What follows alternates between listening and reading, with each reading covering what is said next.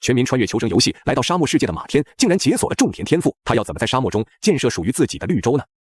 随着一道光闪过，马天来到了一片沙漠中。马天一脸懵地看着周围一望无际的沙海，不自觉地发出了一声惊呼：“我不就是随地丢了个垃圾吗？至于给我直接扔到沙漠里来吗？”话音刚落，一个系统矿就弹出在了马天面前。从今天开始，蓝星上的所有人将被传送到各种极端环境中，开始求生游戏。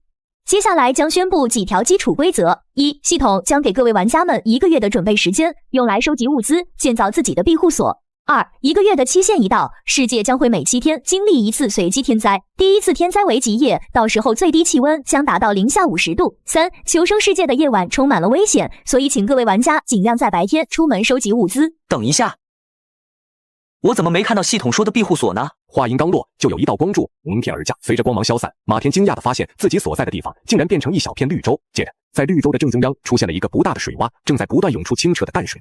随后，绿洲的边缘冒出了一棵枝繁叶茂的大树和一个摇摇欲坠的破草屋。这该不会就是我的庇护所吧？说罢，马天就钻进了草屋中，没一会儿就拿着一把斧头和一块晶石走了出来。这是个什么东西？话音刚落，这晶石就化作一股能量注入了马天体内，接着一个系统矿弹了出来。天赋种地小能手，对不高于天赋等级的菜地使用此技能，可以缩短农作物50%的成熟时间。好家伙，这天赋估计是给血脉中存在种地基因的龙国人量身定做的吧？话音刚落，一个系统操作面板出现在了马天面前。马天先打开了建造升级，发现自己的破草屋想要升级到下一等级的小木屋，居然需要大量的材料。因为交易频道和好友列表处于无法选择的状态，所以马天直接查看起了聊天频道，发现已经有大量玩家在这里踊跃发言了。聊天频道中的老哥说的没错，外出探索收集物资，这才是正事。距离日落还有12个小时，不错，时间还蛮充裕的。但我要先去哪呢？绿洲的东边好像有一个沙丘，那里说不定会有什么意想不到的物资。于是，在喝了几口水后，马天就拿上石斧出发了。在毒辣的阳光照射下，没一会儿，马天就汗流浃背了。这时，马天注意到在前方不远处居然有一个木箱，马天连忙冲过去，将其打开，从里面取出了一个塑料桶。这是个什么东西？堆肥桶，将原料放入其中发酵，一段时间后即可得到肥料。原料品质越高，肥料品质也越高。太好了，有这东西搭配我的天赋，简直无敌了。说罢，马天就把这堆肥装回了木箱中，然后脱下了自己的外套，将其撕扯布条后，把这箱子紧紧地绑在了自己的身上。好了，继续朝沙丘出发吧。终于，20分钟后，马天成功来到了沙丘附近。因为失去外套的保护，马天的多处皮肤都被晒伤了。不是吧？这个地方除了沙子，别的什么物资都没有啊！话音刚落，就有2头骆驼跑到马天面前，悠闲地啃起了仙人掌。沙暴骆驼，体力和速度得到了一定强化的骆驼，耐力强，好养活。如果我能抓一头骆驼回去，不仅能解决代步问题，搬运物资也会轻松很多。说罢，马天就悄悄溜到了一只骆驼身后，可还没等到马天做什么，这骆驼就撩起后腿，一脚把马天踹昏了过去。等马天再次醒来后，那2只骆驼早就跑没影了。真是偷鸡不成蚀把米啊！我的腰都快让这畜生踹断了。马天刚想离开这个沙丘，就突然眼前一亮，注意到了地上的骆驼粪。这不就是现成肥料吗？于是马天连忙解下箱子，取出堆肥桶，用上面自带的铲子将全部的骆驼粪都装进了堆肥桶中。马天忙了半天，终于将这附近的所有骆驼粪装进了堆肥桶中。虽然只装了半桶，但是也差不多够用一段时间了。F 级肥料发酵中，发酵时间为5小时，预计届时能获得10单位肥料。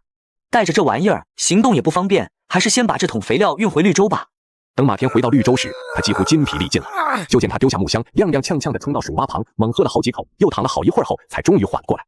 接着，马天打开木箱，将堆肥放到一边后，就又背起木箱，拖着疲惫的身躯出发收集物资了。没办法，时间不等人啊。4小时后，马天带着满满一箱子石头回到了绿洲。想不到从沙丘那里再往东走，居然有一片石头滩。这一趟虽然辛苦，但我可是把升级庇护所要用的50块石头全背回来了。这时，一旁的堆肥桶上弹出了一行提示：发酵完毕，获得 F 级肥料10份。肥料只能在播种时作用在 F 级作物上，可增加作物40%的产量，减少40%的成熟时间。我去，如果我的天赋能和这肥料叠加使用的话，那么农作物的成熟时间就可以一下子减少90%。说罢，马天连忙打开交易频道，在里面搜索了一下 F 级种子，发现它们的正常成熟时间是整整7天。如果我的假设真能成立的话，那我种出一批 F 级农作物仅需要16个小时左右。我等不了了，我这就买农具和种子，立刻开始种田。可话刚说出口，马天就意识到了一个重要的问题。可我该用什么物资去买农具和种子呢？舍不得孩子套不着狼，肥料再多，没有种子也是白搭，就用它们来做交易吧。说罢，马天就打开了聊天频道，发现大家都在讨论着换购物资的事情。这时，一个叫赵三金的人发布了一条让马天精神一振的消息：大量收购肥料，价格好商量。这人说不定和我正好相反，是有种子没肥料。于是马天立刻给这人发去了消息：老哥，我这正好有肥料想要出手，不过我只接受用种子换购，我想你肯定是有的吧？你小子还挺聪明的，我确实有，你开个价吧。就这样，在一番激烈的讨价还价后，马天终于用5单位的肥料换来了一袋旱稻的种子和一盘葡萄。马天没想到的是，这个世界的旱稻种子一粒居然有1枚鸡蛋那么大。这里面一共有20枚种子，但我还不知道这个世界旱稻的产量如何。说罢，马天立刻动起功来。只见他先用锄头开垦出了一小片稻田，可等到播种种子时，一个系统框提示弹了出来，该稻田一次性只能播种10颗种子。马天无奈，只能按照系统的提示先播种了10颗。在使用了 F 级肥料并且浇了水后，马天又发动了自己的天赋技能——种地小能手，能力发动。随着一道光芒闪过，一个系统提示弹出在了马天面前。旱稻田状态：水分充足，肥力充足，收获时间16.8小时后。太好了，我成功了！在这个世界，食物是硬通货。我凭借这个优势，完全可以疯狂敛财、囤积物资，建立属于自己的沙漠帝国。再用一袋肥料换来了几条鱼、一块打火石和一点柴火后，天色也黑了下来。这时，原本炎热的沙漠温度瞬间就降了下来。因为没有外套，原本打算烤鱼的马天被冻得瑟瑟发抖，只能连忙钻进了自己的破草屋中。可沙漠晚上的气温极低，就算马天点起了一个火堆取暖，但还是抵抗不住这刺骨的寒冷。我必须得换些保暖的物资来，要是第一个晚上就被冻死了，还见什么狗屁沙漠帝国啊！已经快被冻成冰块的马天立刻打开了聊天频道，发布了一条消息：用鱼肉换保暖物品，有货的在聊天频道报价，我看中后会私聊你。此消息一出，聊天频道瞬间就沸腾了，因为食物短缺，大家在聊天频道中开出了各种价码，就是为了得到马天手中的鱼肉。这群家伙没一个靠谱的。话音刚落，聊天频道内突然出现了一条十分扎眼的消息：大佬，我没有保暖物资，但我有一个 F 级的宝物，想跟你换些鱼肉和鱼皮。我去，现阶段 F 级的宝物可是能让一个人逆天改命的存在啊！只是这家伙居然舍得用 F 级的宝贝来跟我换一点鱼肉，这里面怕不是有什么蹊跷吧？说罢，马天就给这人发去了私聊消息：你先把宝物的具体信息发给我，我再决定换不换。没一会儿，马天就收到了这人发来的消息：圆形石头片打水漂的神器，扔出去后至少可以打100个水漂。有没有搞错啊？我人在沙漠，去哪打水漂啊？这种垃圾也好意思当 F 级的宝物？马天本想回绝这笔交易，但突然他意识到了一个很重要的问题。对了，我记得升级木屋所需的材料好像就有一个 F 级的宝物。想到这里，马天生怕对方反悔，连忙开出了自己的价码，然后成功的换来了这个打水漂神器。交易完成之后，马天又用一些鱼肉和肥料换来了足够升级木屋的木头和干草。材料全都凑齐了，可以升级木屋了。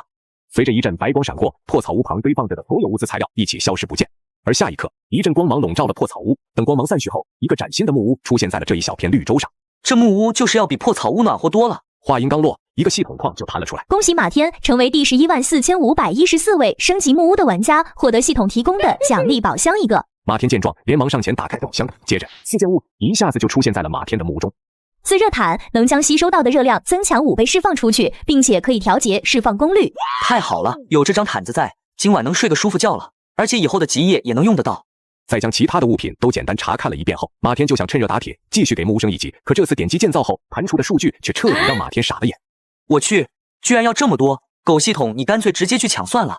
于是马天只能打消了这个念头，然后裹上毯子进入了梦乡。第二天一早，马天走出木屋，就听到了一声让他心头一紧的系统播报：今日白昼时间为10小时，距离日落还有9个小时。我去，这样一来，我能收集资源的时间就又少了。来不及多想，马天赶紧取来装备，再将水壶灌满后，马天就继续出发进行探索了。再次抵达沙丘后，马天又看到了昨天的那2头骆驼。这次马天没有轻举妄动，而是放下木箱，先用石斧砍下了一截仙人掌，然后拿着它缓缓向骆驼靠近。果然，在食物的加持下，马天不仅顺利地靠近了骆驼，甚至还成功地爬到了其中一只骆驼的背上。驯服骆驼也没什么难的啊，骆驼兄，现在就跟我一起回绿洲吧。说罢，马天就轻轻地踢了骆驼一脚，可没想到这直接让骆驼受到了极大的刺激，开始疯跑乱窜了起来。马天直接被摔倒在地，谁也全撒了出来。眼看自己就要被骆驼踩中，他连忙一个翻身，这才躲过了一劫。2只骆驼跑走后，马天还是只能无奈地捡走了所有的骆驼粪，然后离开了这个沙丘。等马天回到绿洲时，他惊喜地发现自己种下的旱稻已经成熟了，只是这些稻穗的模样却看起来十分奇怪。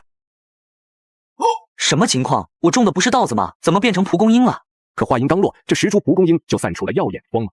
等光芒散去后，马天惊讶地发现，这些蒲公英不仅变回了旱稻，而且每一株旱稻上都结出了饱满的稻穗，每一颗稻粒都足足有鸡蛋那么大。太好了，我终于成功了。只不过，刚刚的蒲公英到底是怎么回事？这是农作物自带的伪装技能，为了防止他人恶意采摘，在主人回来前，它们都会暂时化作其他植物来伪装自己。有灵性，我喜欢。说罢，马天就迫不及待地收割了所有稻穗。这些稻粒加起来起码有个8斤，我一天撑死也就吃1斤多，再刨去当种子的部分。这样我每天都能往外卖6斤左右的稻米，说罢，马天就找来锄头，先把稻田简单整理了一遍，然后种上10颗稻粒做种子。然后马天取来堆肥和水肥，在浇完水施完肥后，又使用天赋剂。这样一来，这一轮的播种就算圆满完成了。随后，马天就来到屋内，开始处理起了这些刚收获的稻粒。这有点像是剥鸡蛋啊！在一阵忙碌后，马天终于处理好了所有的稻米。突然，马天意识到，想要煮饭的话，自己还缺一口锅。于是，马天立刻在聊天频道发布了求购砂锅的消息。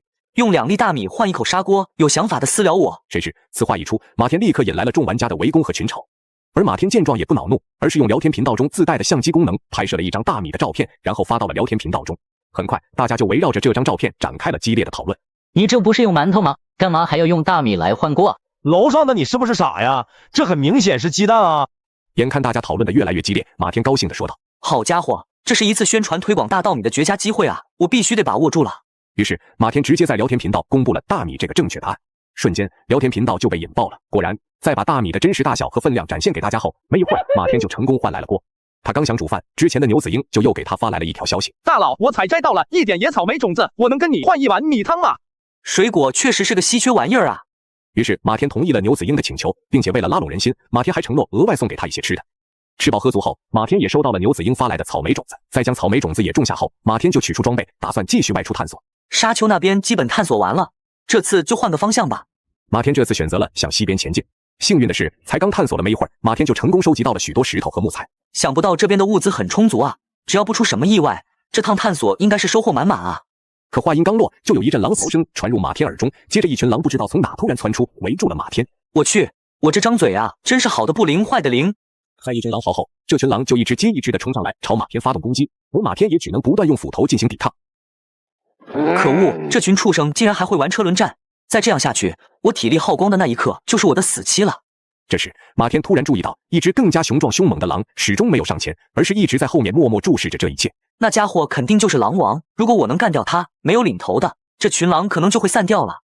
没办法了，只能赌一把了。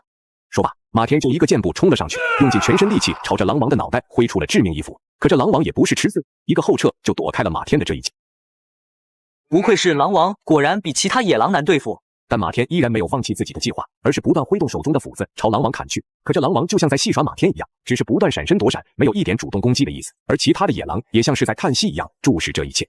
可恶，我算是看出来了，这群畜生是想把我玩够了耍腻了后再吃掉我，我是不可能让你们得逞的。说罢，马天又举起斧子朝狼王冲了过去，而那狼王也玩够了，朝马天扑了过来。好机会！就见马天趁机一脚挑起了大量沙子，迷住了狼王的双眼，成功干扰了他的视线。然后马天趁热打铁，猛地挥下斧子，一击就结果了这只狼王。而其他野狼看到这一幕后，果然头也不回的四散奔逃了。马天就这样成功的躲过了一劫。马天刚长舒了一口气，就看到一个发亮的东西出现在了狼王身上。水晶橙种子可以种植出 F 等的水果水晶橙，食用后可以增强体质，成熟期为30天。看到这种子的介绍后，就见马天拿着石斧当作笔，在沙子上算起了什么东西。在肥料和天赋的双重加持下，这水晶橙仅需要3天就能成熟。我这个险没有白冒啊，这波真的是赚翻了。说罢，马天就将这种子收了起来，然后继续向前探索了。又走了一段时间后，3只骆驼出现在了马天面前。马天注意到，这3只骆驼的体型明显要小于之前遇到的那2只。疾风骆驼体力和速度得到了少许强化的骆驼，虽然各方面属性不如沙暴骆驼，但性情温顺，容易接触。看到这一介绍，马天瞬间来了精神，立刻放下箱子，从里面取出了一大把收割完稻谷后留下的秸秆，朝着3只骆驼走了过去。3位大佬，这可是我特地为你们准备的美味，别的地方可是吃不到的。本来是打算用这东西钓那些大骆驼的，但现在来看，钓这3只小骆驼也未尝不可。果然，这3只骆驼在看到秸秆后，全都围过来大口吃了起来。马天见这3只骆驼都被秸秆吸引了注意力，便纵身一跃，坐到了其中1只骆驼的背上。虽然其他2只骆驼全都受惊逃跑了，但这只骆驼依然淡定地嚼着秸秆。这家伙还真是个吃货啊！驼哥，愿不愿意跟我回家啊？我家里可是有吃不完的秸秆呢。既然你不说话，那就表示你默认了。说罢，马天就跳下骆驼，先将木箱绑到了骆驼身上，然后又跳上骆驼，骑着它往绿洲的方向出发了。回到绿洲后，马天先在地上砸下了一个木桩，然后给骆驼套上了缰绳，把它固定在了这个地方。你在这等我一会儿，我再去给你那些秸秆来吃。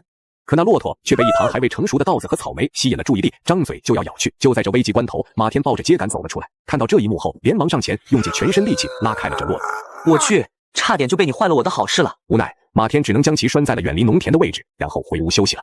入夜后，马天又坐在了火堆前，打算用化肥和大米换购自己没有的物资。在一番操作后，马天成功换来了2只螃蟹、一大把紫菜，还有1袋食盐。马天刚想熬一锅海鲜粥，他就又收到了牛子英发来的消息。牛子英这次又弄到什么好东西了？我去，居然是火炕，这可太有用了，我必须拿到手。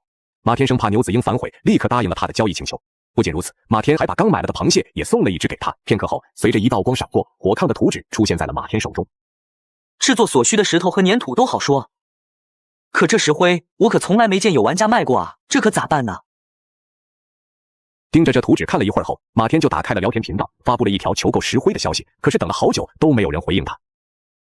对石灰这种材料，我现在真的是一点头绪都没有，这可怎么办啊？无论如何，在极夜降临前，我都必须把这个火炕做出来，不然只靠这一条毯子，我是撑不过气温零下50度的极夜的。说罢，马天就又浏览起了交易频道，打算收购一些新的物资。没一会儿，马天就用大米和肥料换来了2床被子、1把手弩、1袋弩箭以及一枚奇特的戒指。这可是好宝贝啊！储物戒指可以收纳物资的神奇戒指，一次最多可收纳10样物品。有了这东西，我以后出门探索就不用再背那个大箱子了。说罢，马天又打开了聊天频道。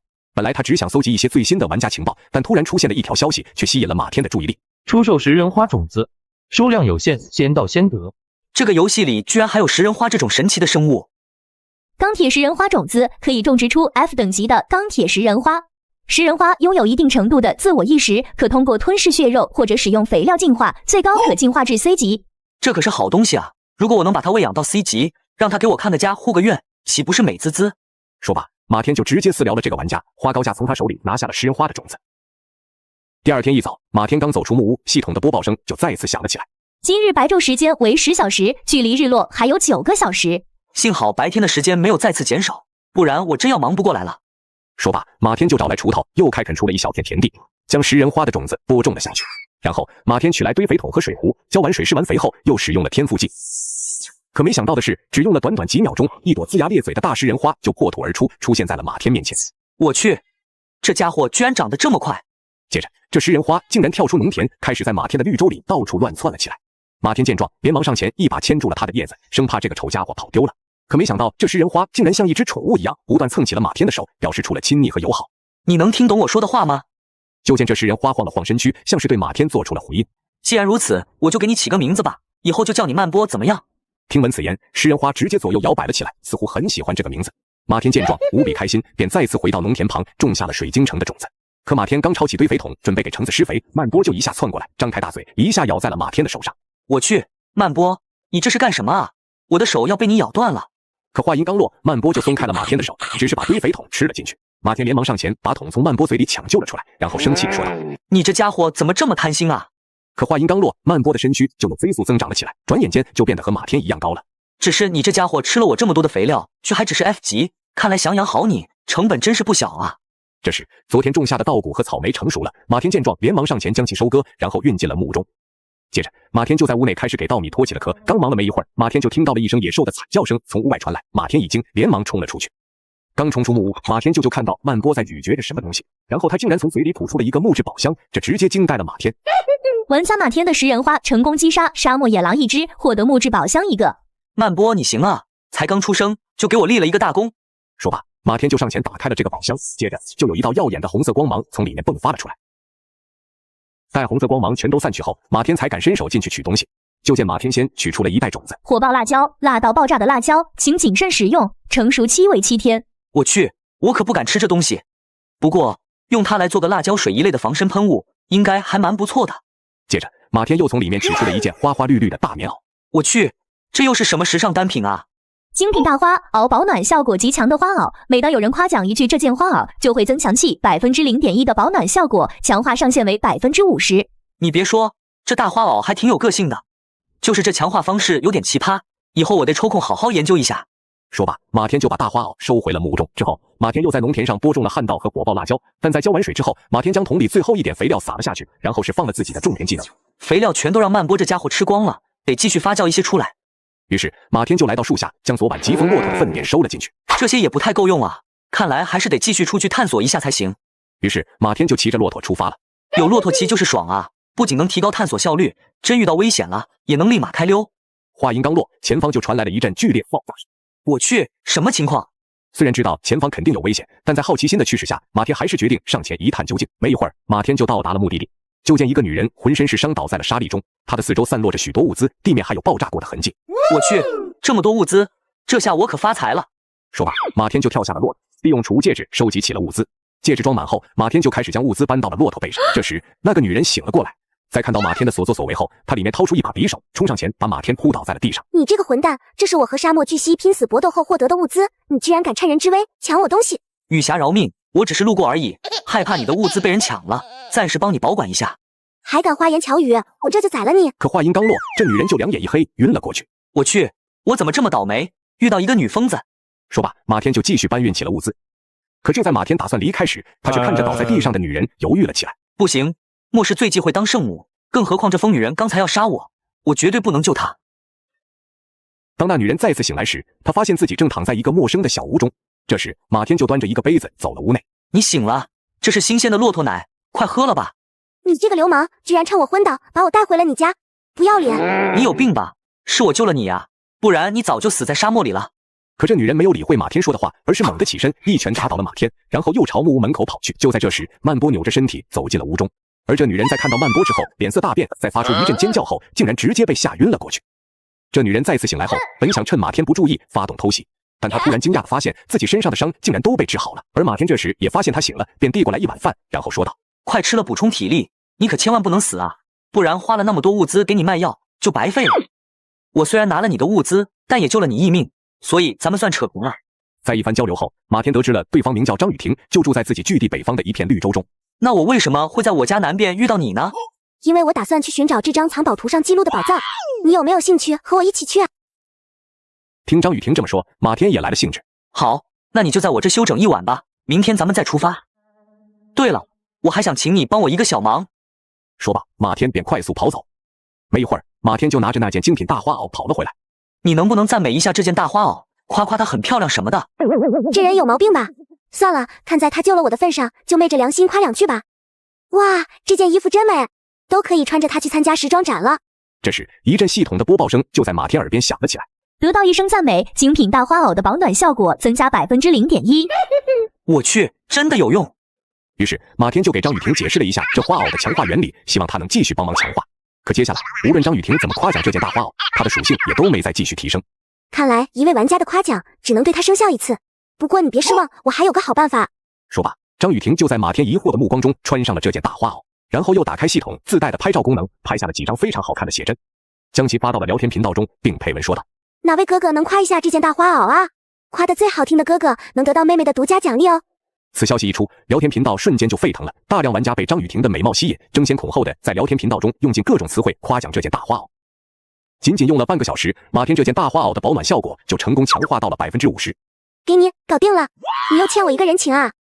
第二天一早，马天就收拾好了外出探险所有应用的物资，在收割了已经成熟的旱稻和辣椒，又播种了一批新的旱稻，并完成浇水、施肥、释放天赋技等一系列操作后，马天就骑着骆驼载着张雨婷出发了。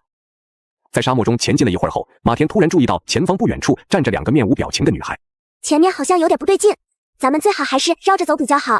可马天刚牵动缰绳想调转方向，这两个女孩便一个瞬闪出现在了马天二人正前方，并直愣愣地瞪着他们。不好，马天，快跑啊！就见马天用力给了骆驼一脚，这骆驼立马就飞速狂奔了起来，甚至直接从那两个女孩头顶越了过去。可恶，这两个东西怎么一直跟着咱们？再跑快点，跑快点！可没想到，下一秒这骆驼竟然就一脚踩进了流沙中，马天和张雨婷也因此摔了下来，并且不断在被流沙吞噬。而此时，那两个女孩也追了上来。就在这危急时刻，几个健壮的男人骑着骆驼出现在了马天二人身边。只见他们先带了几枪，吓跑了那两个诡异的女孩，接着又丢出绳圈，用尽全力把马天他们拉了上来。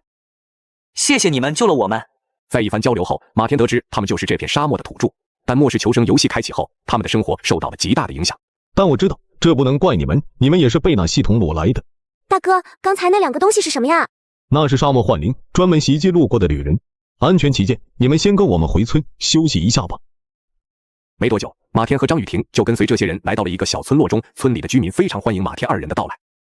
到了晚上，村里举办了一个盛大的篝火晚会，居民们好好的招待了马天他们一番。马天和张雨婷在这里感受到了久违的放松，就安心的大吃大喝了一顿。半夜时分，马天被一阵尿意憋醒，他刚走出木屋，就看到前方有两个土著居民在窃窃私语。马天走上前，本想和这两人打个招呼，但突然听到他们对话的内容好像有点不对劲。这次的两个祭品，不知道黄蜂大人满不满意？放心吧，这两人是队长带回来的，不会有错。我还听说，幸亏队长及时赶到，不然这俩人就被沙漠幻灵救走。马天闻言大惊失色，连忙悄悄地溜回了墓中，然后立刻叫醒了熟睡中的张雨婷，并将刚才听到的一切都告诉了他。这是真的吗？所以你是说沙漠幻灵其实是好人，土著居民是坏人？那咱们还等什么？赶紧跑啊！二人起身来到门前，正打算偷跑出去，不料刚打开门，一个土著就出现在门前，恶狠狠地盯着马天。原来都让你听到了，看来我只能提前处理你了。看着土著手中和手腕一样粗细的麻绳，马天咽了一口口水后解释道：“我只是在和他商量我们明天的早饭可以吃什么，不信你去问他。”这时，土著一边说一边靠近马天。我当然相信，看你们关系那么好，我决定在你们死后就把你们埋在一起吧。话音刚落，土著就来到了马天的面前。趁着土著不注意，马天从储物戒指中拿出制作好的辣椒水喷了上去。土著的眼睛瞬间变红，然后痛苦大叫。马天拉着张雨婷赶快往外面跑去。来到外面的二人骑上骆驼开始逃跑，其余土著反应过来，立马派人去追赶。眼看对方就要追上时，沙漠幻灵及时出现，一道白光闪过，土著脚下的沙子全都变成了流沙，成功困住了对方后，马天骑着骆驼一个加速，顺利逃走。由于来到了夜晚，荒漠中的温度骤降，骑在骆驼上的马天从储物戒指中拿出的那件大花袄穿了上去，随后说道：“我们不能再走了，晚上的荒漠中还会有其他危险出现，不如找个地方休息一下，白天再去寻宝吧。”同意。于是马天就去拜托沙漠幻灵：“你能把我们带到一个安全的地方去吗？”随后沙漠幻灵把他们带到了一个沙丘旁停下，二人从骆驼上下来，马天顺便从戒指中拿出了食物喂给骆驼。一旁的张雨婷正向沙漠幻灵表示感谢：“谢谢你们救我们出来，要是没有你们，我们今天一定会死在那的。”不用客气，我们都是玩家，互相帮助是应该的。正在喂骆驼的马天听见沙漠幻灵说话，震惊地回头看去。原来你会说话啊？那你为什么一开始不和我们说清楚呢？你看见我们就跑，我怎么解释？更何况我们长成这样，要是解释你会信吗？看这样子，确实不会相信。骆驼吃完了粮食，就悠闲地躺在地上睡着了。马天来到幻灵身边，四人就这样围坐在了一起。你刚才说你也是玩家？是的，我们俩就是被这些土著害死的，也不知发生了什么，竟然直接变成了灵魂体的样子。为了不让其他玩家也受伤，我们就决定一直在这里提醒大家。那有没有什么办法能帮你们变回来？幻灵摇摇头，表示不知道。这时天亮了起来，马天决定起身继续出发。就在临别时，马天对着幻灵说道：“等我找到办法，就一定会回来救你们的。”二人骑上骆驼，再次出发。这次马天加快了速度。当天下午就来到了宝藏的藏身地。经历千辛万苦的二人本以为前面会有金灿灿的宝箱出现，没想到前面竟然还是一片荒漠。这附近怎么什么都没有？不可能啊！要不我们分头去找？可以，那我去那边看看。张雨婷从骆驼上下来离开后，突然那骆驼就和疯了一样，一个加速直接带着马天爬到了数十米高的沙坡之上。紧接着一大片奇怪的土地映入马天眼中，马天兴奋地跳下骆驼，冲进土地里面，刚想去研究一下能不能种东西的时候，面前就突然弹出了一个信息框。盐碱地，此地是天选之地，免受一切自然灾害，可种出 B 级植物，后期随着土地的升级，即可种出该等级对应的植物。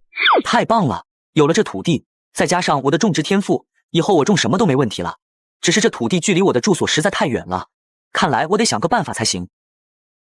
冷静下来的马天突然想到了张雨婷，于是连忙牵起骆驼开始四处寻找。中途马天热的还把花袄脱了下来。离开盐碱地后，马天在一片小水塘附近找到了张雨婷。此时他正站在一大片植物面前，不知道在做些什么。终于找到你了，你在这研究什么呢？和你分开后，我绕过一个沙丘，就发现了这个水塘，还在周围找到了一片特殊的植物，就是这个。马天刚靠近植物，信息棒就弹了出来。朱梅海棠，此植物可结出红色果实，口感微酸，食用后可恢复体力，消除疲惫。注意本果不可解毒。这真的能恢复体力吗？真的，我都吃过了，你也快试试。马天摘下一个果子吃了进去，果然随着果子进到胃中，马天就觉得一宿没睡的疲惫感全都消失了。这趟也太值了，我要把这果子都摘回去，这样就可以和水晶城交替来吃。一旁的骆驼看见马天吃下去没事，于是也开始品尝。马天一回头就看见骆驼吃了一大口后，一巴掌拍在了骆驼的身上。你少吃点，我都没舍得吃这么多。警告完骆驼，马天就从戒指中拿出了一捆麻袋递给张雨婷。我有储物戒指，摘完了可以直接放里面，你就用麻袋装吧。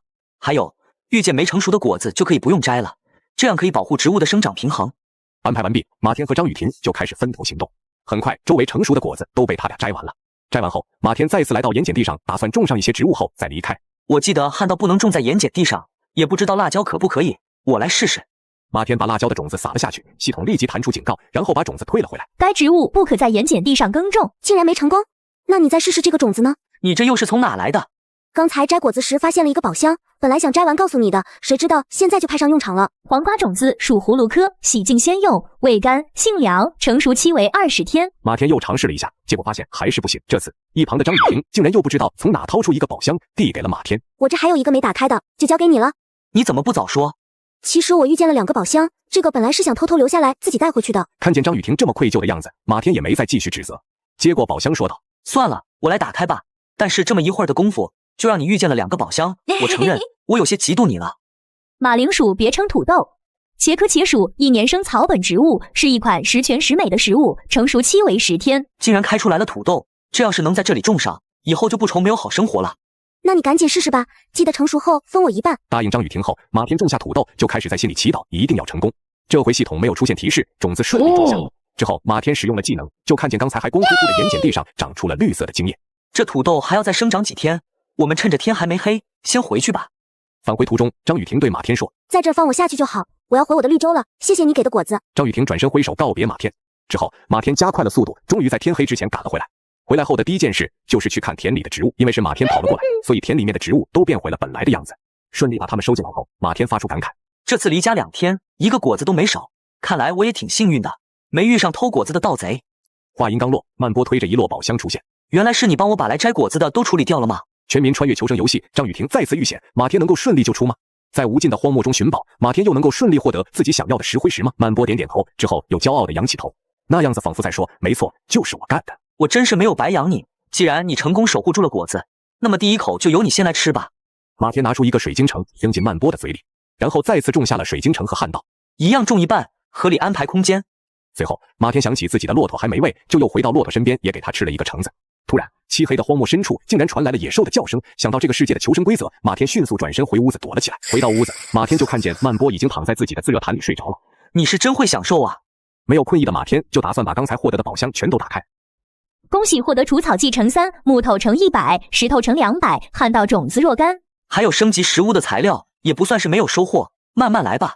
心满意足的马田回到自热毯旁，直接把曼波放了出来，自己躺进去睡觉了。另一边，刚和马田分别后的张雨婷拿着藏宝图，准备按照路线原路返回。奇怪的是，走了好久都没走回自己的绿洲。我不会又迷路了吧？看见系统的提示后，张雨婷有些崩溃，但是依旧没有放弃寻找正确的方向。可是这回走到了天黑还是不行，回不去也没关系，现在最主要的是要赶紧想办法度过今晚。安慰好自己的张雨婷又走了一会，就看见前面的沙丘上出现了一个洞穴。有了，我可以先在那里对付一晚。走进洞穴里面，张雨婷看见里面到处都是会发光的巨型水晶，巨大的水晶石柱不规则的生长，泛着幽蓝色的光芒，科幻感十足。里面有几处还有着灰色的岩石，靠近后伸手触摸，天然石灰石等级 F。我好像听马天说过，他很需要这东西的。你要是以后看见石灰石，一定记得告诉我。夜晚睡到一半的马天被一阵消息提示音震醒了。迷糊地坐起来，打开聊天界面，才发现是张雨婷发来了一张自己站在石灰石前的照片。我想你应该会有需要。马田凭借生活经验，一眼就认出了张雨婷背后是什么东西，连忙给她发去消息。我愿意交换，你开个价钱，多少都行。发去消息好久，对方都没有回复。马田还以为是不满意，刚想再次加价，不料对方突然发来了好多物品的交易信息，而且都还是单方面的交易。对方送你石灰石乘100，蓝水晶乘200，甘草乘30，F 级别宝物乘2。这情况不太对，怎么感觉像是临终了要把遗产全都送给我？我得去找一下他。顾不上外面的温度和危险，马田出门骑上骆驼就准备出发。此时曼波偷偷地跟了过来，钻进了储物戒指中。没有头绪的马田只能先回到二人分开的地方，重新思考对策。这沙漠也太大了，周围就算有脚印也早都被风沙吹散了。突然储物戒指散发出光芒，曼波从里面跳了出来，然后用叶子指了指其中一个方向。你是什么时候跟过来的？马田虽然一头雾水，但还是按照曼波的指引找了过去。走了一会儿，就看见前方出现了一个洞穴，进去后果然找到了倒在地上的张雨婷。此刻她的身上全都是伤痕，脸色惨白。见状，马田赶紧跑过去救治。这是天堂吗？你别诅咒我，我可还没活够呢。听见马天的动静后，张雨婷震惊地坐了起来，四处寻找对方的身影，就看见他正悠闲地在火堆前坐着。你在这洞穴里遇见什么了？怎么受了这么严重的伤？是一大群吸血蝙蝠，我一时躲避不及，就被攻击到了。所以在最后关头，我就想着把物资都转移给你，没想到你竟然能找到我。感谢的话等会儿再说。你现在的身体还很虚弱，先吃个恢复体力的果子吧。面对绿洲的建设，马天又能想出什么好主意？吃下果子后，张雨婷就感觉舒服多了。为了感谢你，洞里的东西你可以随便拿。不行，毕竟是你先找到这个洞穴的，我还是按照市场价和你做交换吧。恭喜获得大米乘100，鱼肉乘10，木头甘草等。这里石灰石这么多，我按照市场价又多给了你1倍，同时还给你加上了可以升级房屋的材料，对你来说不算亏。眼看酱不过马天、张雨婷就只好照单全收了。随后二人就开始在洞穴内开采石灰石、水晶，等都收集完毕后，天就要黑了。还有3小时天黑，我先送你回去吧。这一次有了马天的帮助，张雨婷顺利的回到了自己的绿洲。没多久，马天也回到了自己的木屋中，拿出制作火炕的材料摆在地上后，马天立刻开始合成。一道光芒闪过，火炕制作成功。火炕无需添加燃料，自动发热。这下在极夜中，哪怕没有太阳，温度骤降也不怕了。手镯里的曼波感觉到了火炕的温暖，于是主动的跳了出来，移到了上面。马天也坐过来去感受温度了。没一会儿，他的脸色就变得通红，额头上冒出了大量的汗。这也太热了，我还是去地上坐吧。简单计算了一下，手中还剩下多少石灰石后，马天就打开了聊天界面，挂了一部分上去。我先试试水，看看能不能换到好东西。出售2组石灰石，有需要的可私聊，价钱好说。很快就有人找过来询问价格。F 级扩建土地图纸可以吗？要是可以，我想换1组。马天一一回复道：太可以了，你这还是 F 级，我得再补给你大米10粒才行。顺利交换，马天的桌子上就出现了一张土地扩建图纸。本想再找一个人把第2组石灰石也交换出去的，结果目光一扫，就看见了另一个玩家发来的消息：我想用30块木头和你换1点大米，我知道这远低于市场价，但是我实在是太饿了。积少成多，有30算30，交换。看到对方这么可怜，马天实在不忍心，还是多给了他点东西。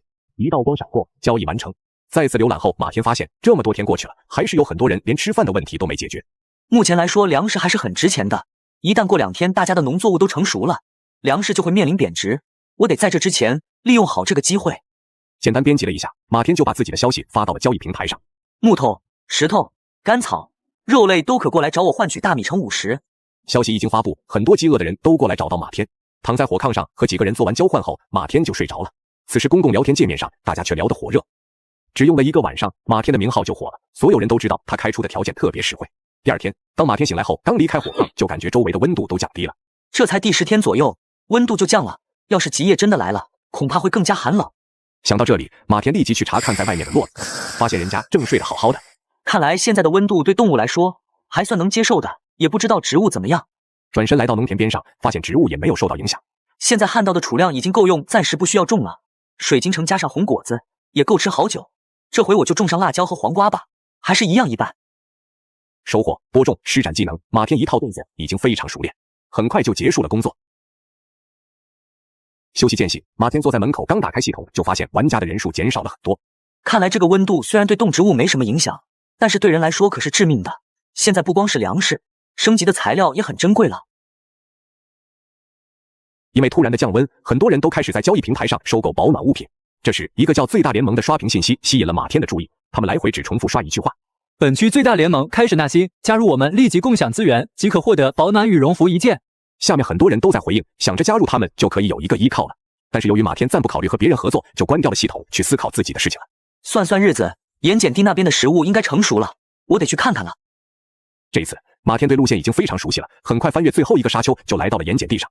不料意外却发生了，怎么什么东西都没有？难道我当初没有播种？马天不敢相信的围着走了3圈，然后陷入自我怀疑的马天给张雨婷发去了私聊：我那天有没有把土豆种下去啊？你是不是想装傻，好找借口不分我1半土豆？你要是真敢这么做，你就完了。马天看见张雨婷的话，感觉背后传来了阵阵凉风。那就只有一种可能了，一定是被野兽吃光了。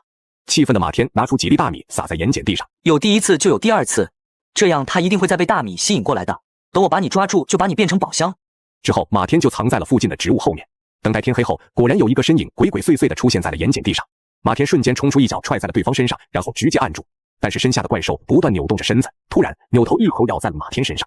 吃痛的马天一下松手，就让他跑了。土豆也没找回来，到手的宝箱也没了。浪费了1晚上的马天沮丧地回到木屋中，看到活蹦乱跳的曼波，脑海中有了一个想法：我可以让曼波帮我看守盐碱地啊。于是马天连夜带着曼波又回到了盐碱地上，先是又把土豆播种了下去，然后和曼波商量：这几天就辛苦你了，等我想到更好的办法就把你带回去。马天又给曼波留了好多食物后，这才离开。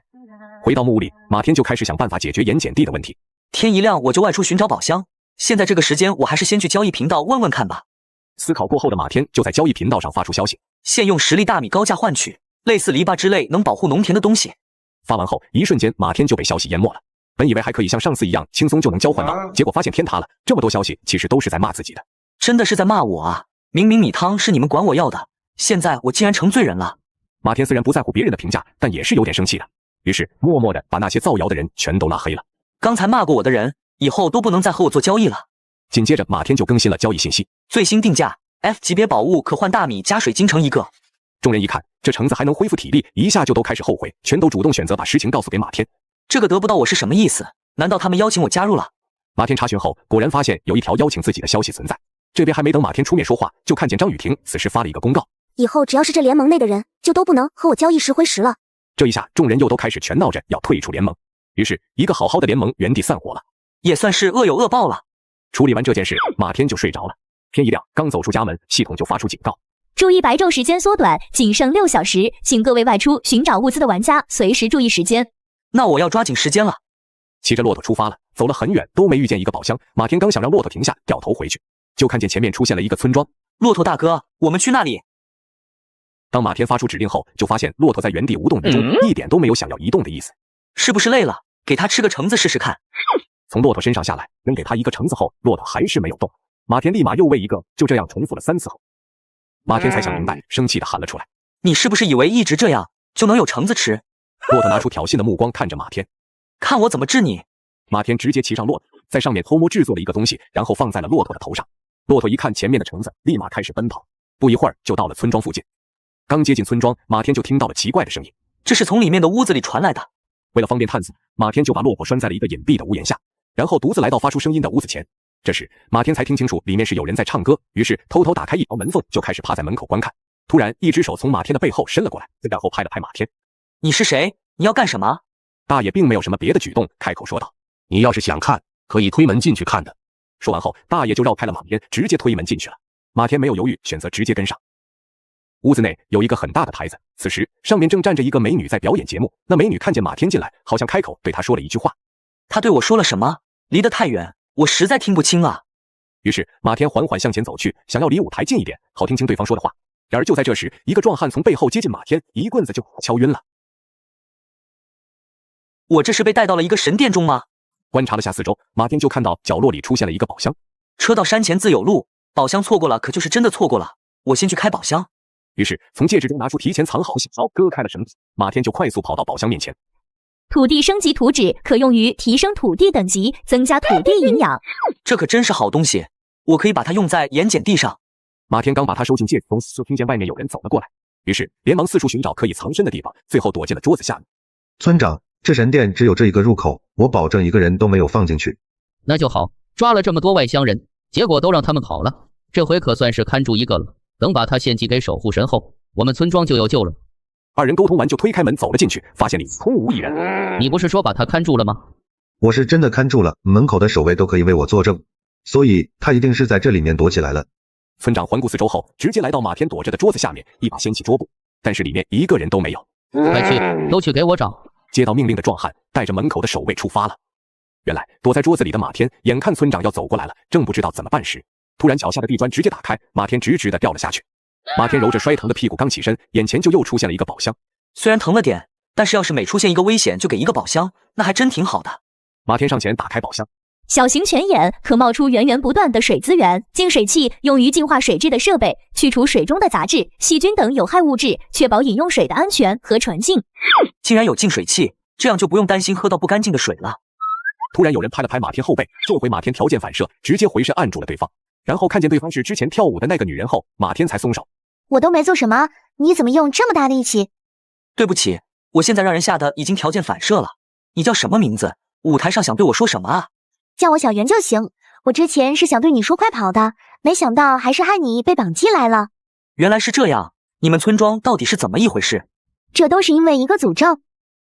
全民穿越求生游戏就在马天和小袁准备离开时，不料意外却发生了。二人又会想出什么办法呢？其实我们村里有一个守护神，据说只要不给他宝物，他就会诅咒我们村没有水资源可用。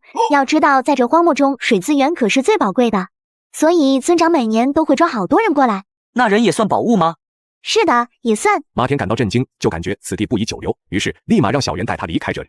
二人沿着地道行走，很快就来到了外面。这里是整个村最边缘的地方，从这里出去就是荒漠了。你的骆驼我已经帮你藏起来了，离开后往北走500米，你就能看见它了。感谢你的帮助，那我就先走了。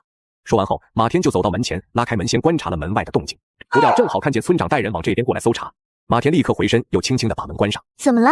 是村长他们搜过来了？没想到他们这回动作竟然这么快。这样吧，我去引开他们，然后你趁机逃走。说完这句话后，小袁就推开门走了出去。那边村长看见这边有人影出现，立马就派人追赶。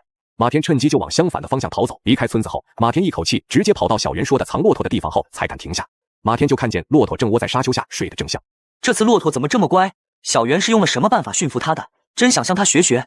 马田也不敢在这附近多停留，叫醒沉睡的骆驼后就走了。这边小袁还没有跑几步，就被壮汉抓住了，带人把他押回村长面前后，壮汉开口：“就是他，我们抓到的外乡人都是他放走的。我还在前面的屋子里找到了密道，那密道直通神殿。”我早就怀疑你了，只是一直没有证据。既然没有外乡人，那就只能用你来代替他们了。这回村长直接把小袁带到了活动的场地上，村长举着火把。就在这危急关头，马田这时候骑着骆驼突然出现。你回来干嘛？好不容易离开的。马田直接无视旁边的小袁，牵着骆驼来到村长面前。村长也被吓到了，一时没有说话。你们不是缺水吗？我有办法。你能有什么办法？我看你就是想救人瞎说的吧。马田就猜到了村长不会相信他的，于是就从戒指中拿出了10袋水，扔到了村长面前。这就是我想办法获得的淡水，这10袋都可以免费给你们，这样总应该相信我说的话了吧？村长还有些半信半疑，但是看见围观村民脸上露出看见淡水后的笑容后，就也不好多说什么，只能向马田问道：“那你什么时候能解决好？”当然是你什么时候放了小袁，我就什么时候解决。听闻此言，村长立即派人来到小袁面前，把绑在小袁身上的绳子解开了。你真的有办法吗？其实我也不知道能不能成功，只是想先把你救下来再说，总不能真让你因为我出事。之后，村长就带着马天来到了快干枯的泉水边，马天就当着众人的面把之前获得的小型泉眼使用了。随着光芒闪过，就看见那泉水里的水位线在逐渐上涨，竟然真的成了，看来和我想的一样。这下村长是真的相信马天的能力了。以后你就是村里新的守护神了。天黑赶路不安全，不如今晚你就先留下，我给你安排最好的房子，让你休息。第二天，村长找到马天，和他商量，想让他再多留一天。不了，我已经出来太长时间了，今天必须要回去了。好吧，那你现在跟我过来一下。于是，村长带着马天又回到了之前的神殿中。二人来到神殿前的一面墙前，只见村长在墙上随便摸了一下后，墙面上就出现了一个宝箱。这宝箱村里人用各种方法都试了，但是都打不开。昨晚我听小袁说你好像能，所以为了感谢你，就把这个送给你了。马天高兴地收下了宝箱后，就离开了。全民穿越求生游戏村庄探险结束，马天圆满完成任务，但是在返程的路上，马天却经历了生死一线，这是怎么一回事？这次探险已经离开绿洲1天1夜了，接下来我得加快速度了。于是马天又拿出了那个拴着绳子的棍子，放在骆驼脑袋上后，一瞬间骆驼就来了精神，拉着马天在荒漠中狂奔。马天抵达绿洲附近的沙丘后，就看见远处的沙丘下刷新出了一个新的宝箱，但宝箱前却趴着一条在睡觉的蟒蛇。马天立刻收起橙子工具，开始思考。那蟒蛇太大了，我一定打不过，看来只能智取了。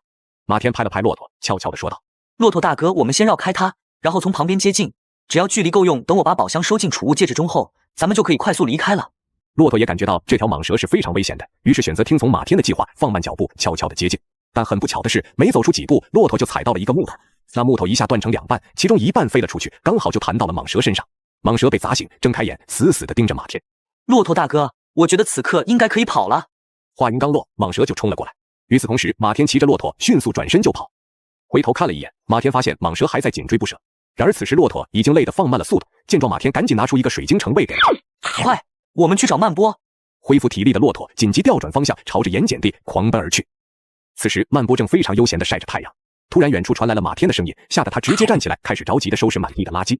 迅速收拾完后，曼波就装成在看守盐碱地的样子，等着马天过来。不料马天骑着骆驼直接从曼波头上飞过，随后只听见马天的声音：“曼波后面有蟒蛇，快把它消灭！”曼波迅速做出反应，立刻回身张口咬住了追过来的蟒蛇，然后把它吞了进去。我就知道曼波你可以战胜它。电击护栏网可固定和保护农作物，特殊功能本身隐形不易，让敌人察觉，当敌人接近触碰，就可瞬间释放电流。就是这个工具，有了它，曼波你就不用再自己待在这里了。马天立即使用了此道具，之后又把成熟的土豆采摘了回来后，这才坐在地上休息。还要再拿出一半分给张雨婷。边说边行动，一旁的系统框直接弹了出来，马天看都不看就点击了是。随着面前土豆的消失，张雨婷的消息也跟着弹了过来。可算是成熟了，为了感谢你这段时间的劳作，我再给你点东西吧。不一会儿，马天的面前就出现了好多的木头和石头，这正是我需要的，加上我手上之前和别人交易的刚好够用。马天也不吝啬，看见张雨婷给了这么多的东西，就又给对方交易了很多食物。这些红果子还有大米你先收着，要是不够再管我要。好的。于是休息够了的马天就开始行动了，播种摘果。然而就在摘果子的时候，系统给了提示。现在这时间过得真是太快了，马天加快了速度，迅速摘完果子后就回到了曼波身边，带上他和他身边的3个宝箱后，骑上骆驼就往回走了。又回到这个沙丘附近，马天本想把那个宝箱也收回来，不料来到这里却发现那个宝箱已经被人打开了。费了这么大力气，结果宝箱还是让人偷了。说完这句话后，只见马天脸色一变，似乎想到了什么不好的事情。坏了，我的绿洲！想到这里，立刻快速赶回，不曾想还是晚了一步。自己在绿洲种下去的菜和粮食已经被别人全偷光了。千万别让我抓到你！1分钟后，冷静下来的马天开始分析现在的情况。按照我的计划，在极夜前是一定能够种出足够的存粮。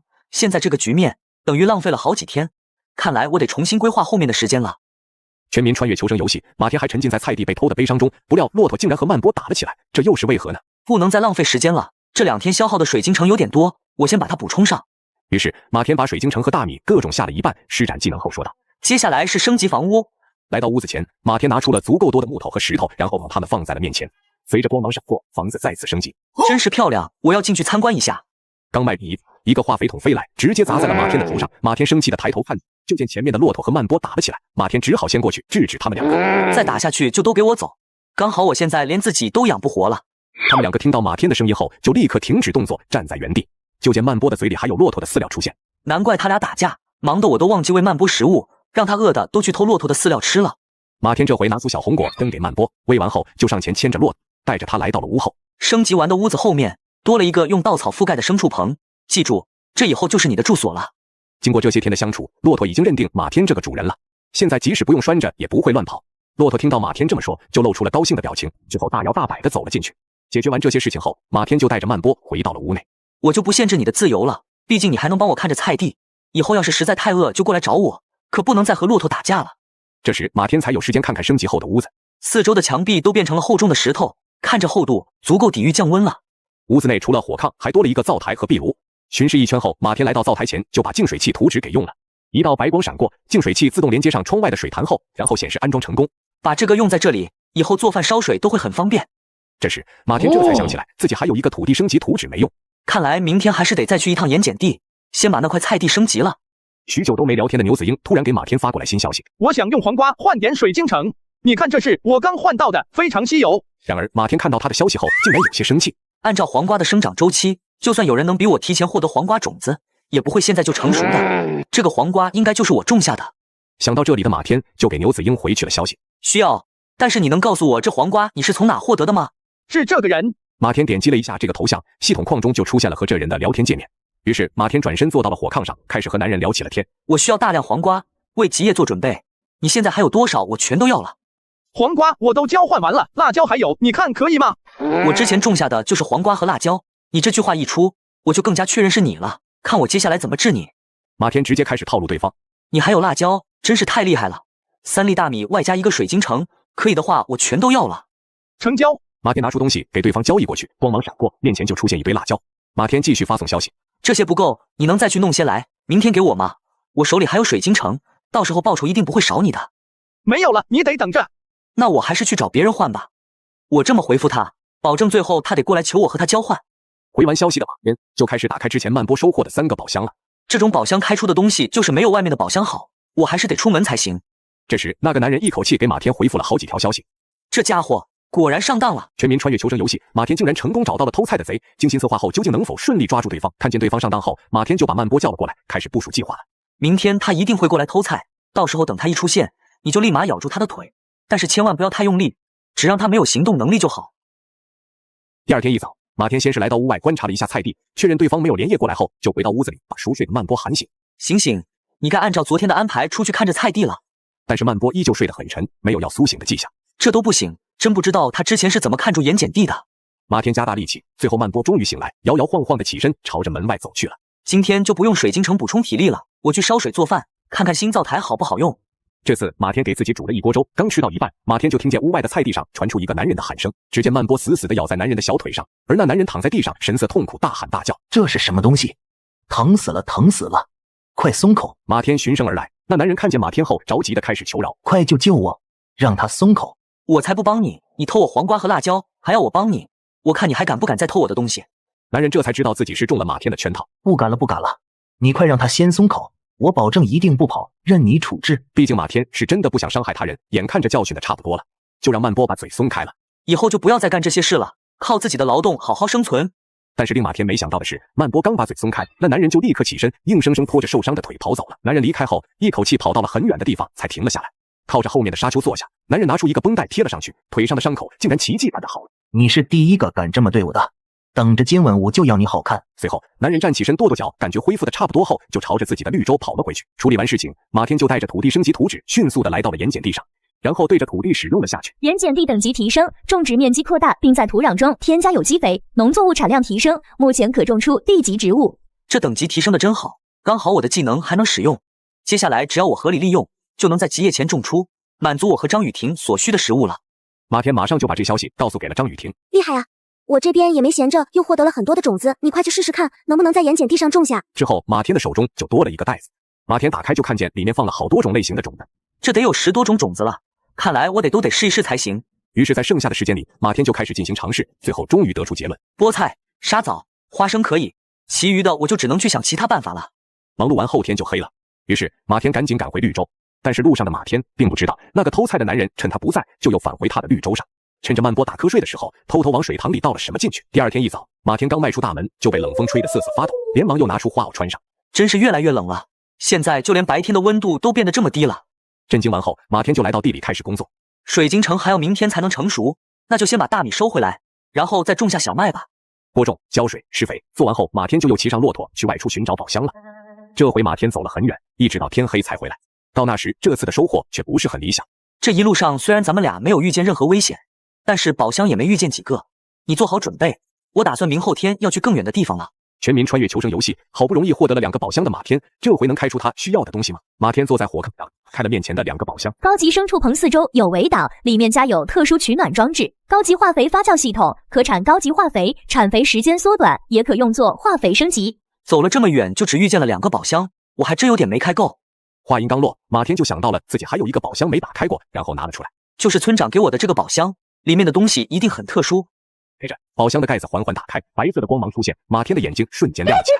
但是光芒消失后，马天就只看见里面放着一个古老的卷轴，旁边还有一些彩色石头。马天震惊，这和之前张雨婷的藏宝图一样。不料打开后，里面竟然是空白的。没等马天研究明白这是怎么回事，曼波就快速的来到马天面前，用叶子指了指屋外，好像很慌张的样子。马天意识到不对，于是快速的和曼波来到屋外。来到屋外后，马天第一眼就看见了田地里的菜都变枯萎了，于是连忙蹲下开始检查。完蛋了，这所有的菜都死掉不能要了。还没等马天接受这边菜地的变化，另一边就看见自己的骆驼嘴唇发黑，正摇摇晃晃地朝着自己走来，但是没走几步就口吐白沫倒在了地，吓得马天又赶忙过来查看骆驼的情况。还好只是陷入昏迷，并没有死，所以能让骆驼和植物同时出现这种情况的，就只有水出问题了。马天看向一旁的水潭，但是就发现水潭并没有发生什么变化，还是和原来一样。我还是抓紧时间找人问问吧。之后，马天就把菜地和骆驼图片发了出去，然后说出了自己的疑问。有没有懂行的，知道这是发生了什么吗？很快就有人开始回复了。马天看见其中有一个男人说的这么详细，就立马给对方发去私聊。那你知道该怎么解读吗？知道，我之前也遇见了这种情况，然后按照一个藏宝图出发，就找到了解决办法，现在就把它送给你吧。之后，马天就看见手中多了一个地图，明白过来后，就立马给对方回复道：谢谢你，我现在有些着急，就先给你几个 F 级果子吧，等我解读后再好好感谢你。曼波，你好好看家，我现在就出发。为了赶时间，他在荒漠中走得极快，但是由于夜晚的荒漠实在太黑了，马天的胳膊上都被仙人掌刮伤了，实在是看不清。不过幸好手中还有地图，要不然今晚一定迷路。话音刚落，马天面前就出现了一个巨大的沙丘，前面没路了，难道我还是走错了？看看沙丘，又看看地图，马天对着地图反复确认后，脸上就露出了惊恐的表情。原来这是准备让我翻过去。马天深呼吸了一下，拿出了小红果吃进去后，就开始攀爬了。3小时后，马天终于来到了沙丘的山顶。还好有果子可以恢复体力，增强体质，要不我都爬不上来。突然，马天就看见了远处竟然飘来烟雾，显然是有人居住的样子。看来那就是地图的终点了。马天按照烟雾的方向来到那里，就看见那是一小片绿洲，里面有一个带院子的房子，院子里种满了花朵，只是看起来杂乱无比，同时还有一口大锅在煮着什么东西。这锅里是什么东西？马天刚靠近那口锅，突然就有一个女孩从屋子里走出来，制止了马天。你个陌生人闯进我家里要干什么？你也是玩家吗？那你有没有什么能解毒的宝物？你说的玩家是什么意思我不知道，但你要说解毒，可就找对人了。女孩直接拿出一个勺子，从锅里给他盛了一勺出来。你把这个喝下去就能解毒了。马天接过喝了下去，就发现自己手臂上的伤全都好转了，身体也轻松了不少。这是什么东西？太神奇了！你能送一瓶给我吗？可以，但是你必须帮我收拾花园，直到我满意为止。于是马天点头答应下来，转身就开始整理了。你看这样可以吗？一般般，不是很漂亮，但是看在你这么勤劳的份上，还是送你一瓶吧。于是女孩拿出一个瓶子递给马天，神奇药水可帮助生命体治疗外伤，化解毒素。全民穿越求生游戏得到神奇药水的马天能顺利营救骆驼吗？从神秘花园回来，马天竟然又得到了一个宠物，那究竟又会是什么呢？接下来就由我送你回去吧。要是以后还需要什么药水，记得按照地图过来找我。女孩说完话后，马天的眼前就出现了刺眼的光芒。再次睁眼，他就发现自己已经回到了绿洲上，拿着药水赶紧来到骆驼身边，给他喂了下去。没一会儿，骆驼渐渐苏睁眼，之后站了起来，痊愈了。真是神药，不知道对农田有没有用，我去试试。马天就把剩下的半瓶倒进了水盘和菜地中，只见菜地上的植物也都活了过来。处理完这些事情后，马天才有时间开始思考这次事件到底是因为什么。我猜就是因为那个偷菜贼。想到这里的马天生气地对着曼波下达了命令：曼波，你以后要是又遇见了那个偷菜的男人，就不用再手软，直接把他给我处理掉。说完话后，马天就发现此时曼波已经不在他身边了。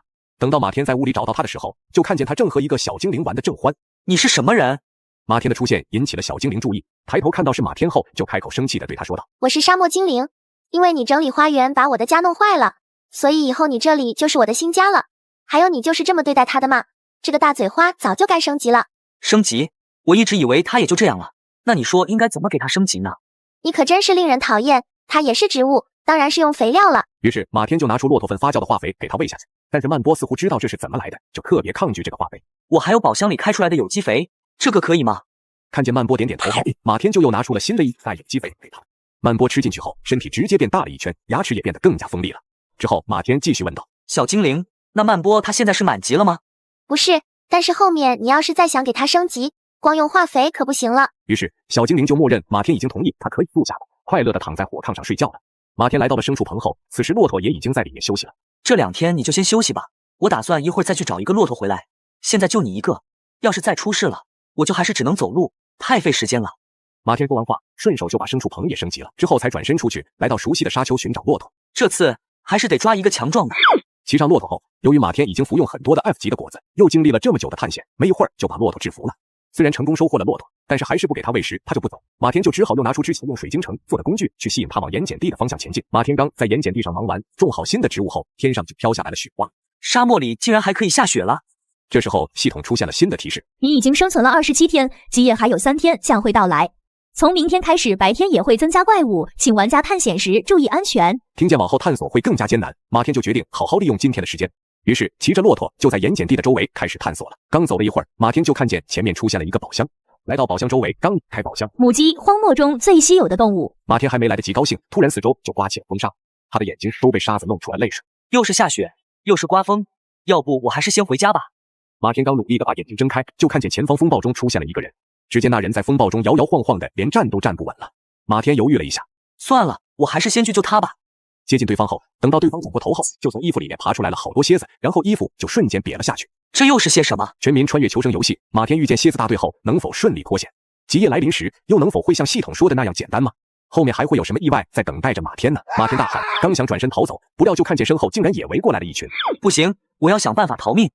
马天拿出锄地的锄头，挥向面前的蝎子，硬生生给自己制造出了一条路出来，于是赶快骑上骆驼逃离。但是这群蝎子的速度也很快，步步紧逼。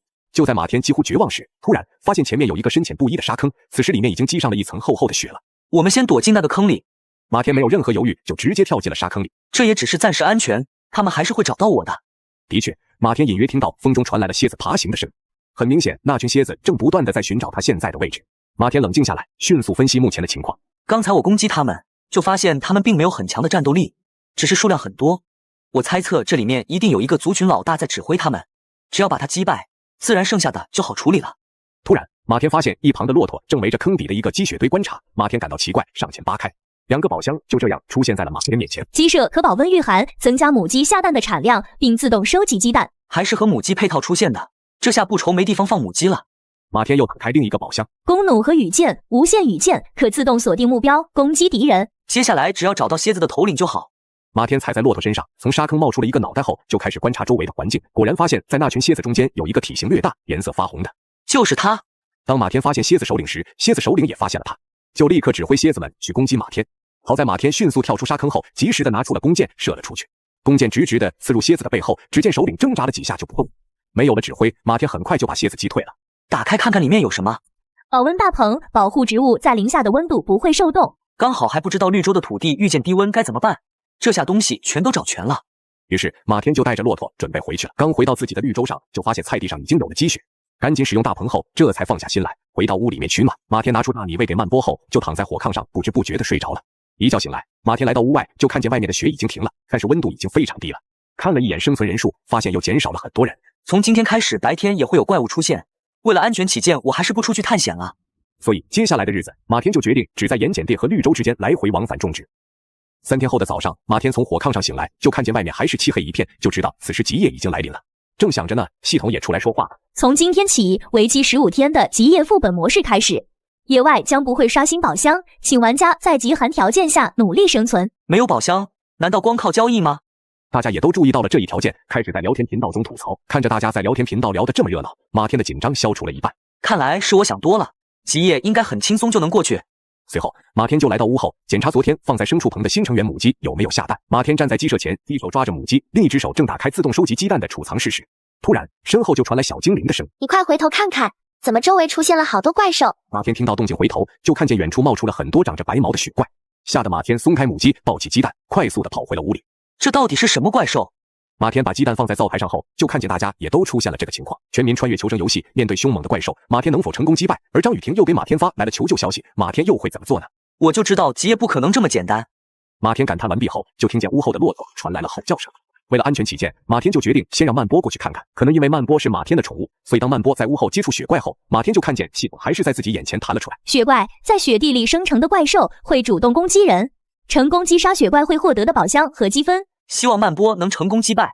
不用担心，升级后的大嘴花已经很厉害了。果然没一会儿，曼波就带着一个蓝色的宝箱回来了。同时系统播报：成功击杀雪怪获得积分乘10，由于你是第一个成功击杀的玩家，你将获得特殊奖励，积分翻倍成20。随后马天就看见系统上除了这几个频道外，又多了一个积分兑换商城。马天高兴的点进去查看，却发现里面只有一样东西：土地扩建兑换条件1万积分。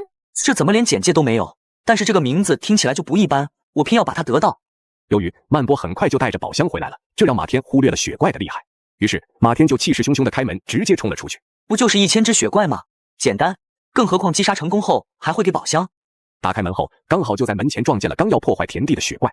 只见那个雪怪异常的巨大，光看背影，马天就害怕的瑟瑟发抖。曼波，你刚才就是和这样的雪怪打仗吗？曼波再次扬起了骄傲的脑袋。那只雪怪听到马天的声音后，果断放弃田地，掉头就朝马天露出了锋利的獠牙。见状，马天立刻转身躲回了屋里，并给曼波留下了一句话：我还没准备好，曼波这儿就交给你了。眼看雪怪就要过来袭击屋子，曼波直接跳了出来，和对方展开激烈的战斗。但是这场战斗却把远处的雪怪都吸引了过来。还没等曼波休息好，周围又过来很多雪怪，于是曼波只能继续战斗。这时马天偷偷把门打开了一条缝，就开始观察外面。曼波已经开始体力不支了，不行，我要出去帮他。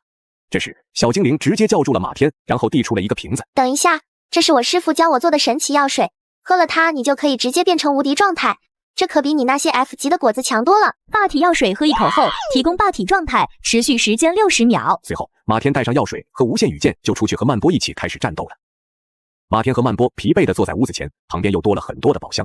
马天举起小精灵给瓶子，喝完了最后一口后，站起身说道：我看这方圆10公里内的雪怪都被咱们2个击杀完了。